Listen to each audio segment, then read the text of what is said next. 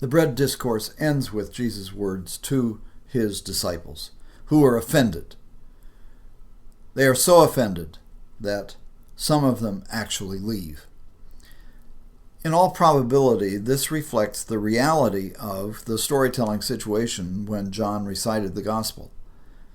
People would have been listening to these discourses now for over an hour, and it is quite likely that some of them were tempted to leave.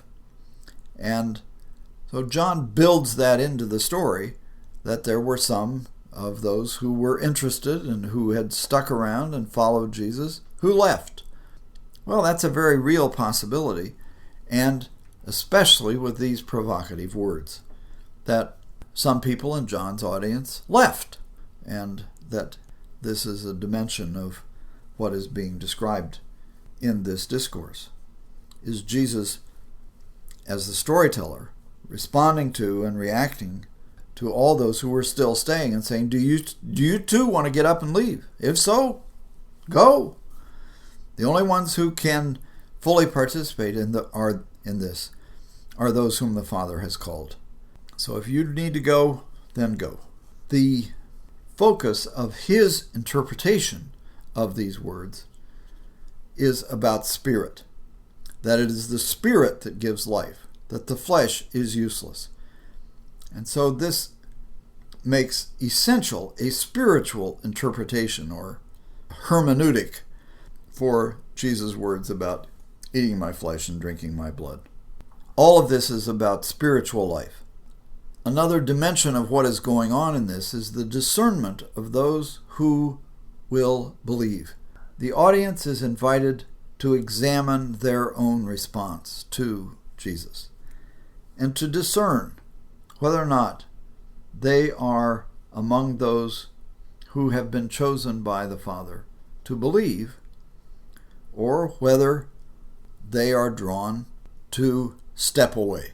And that Jesus knew. This foreknowledge is one of the gifts that Jesus has. That happens a number of times in the stories, that he knew things ahead of time. This is different than predetermination. It is what Calvin is trying to describe in the doctrine of predestination. That is, of God's knowing ahead of time the destiny or purpose of each person's life. What will actually work out has not been determined by God. Well, the energy of spirit is what then draws those who believe. This is an invitation then to listener inquiry, of engagement with the audience, who are asking the very questions that Peter and the other disciples are raising here.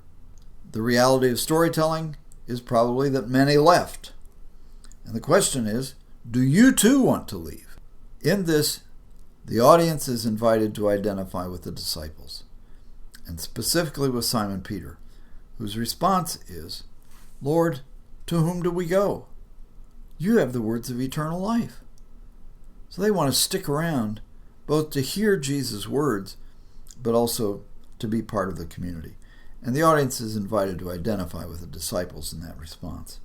Another dimension of this discernment is the recognition that there are those who will betray Jesus, who out of hatred, out of anger, out of frustration at the failure of Jesus to fulfill the expectations of the people, the possibility of becoming a betrayer is named, and Judas Iscariot, one of the 12, is identified as the one who will betray him.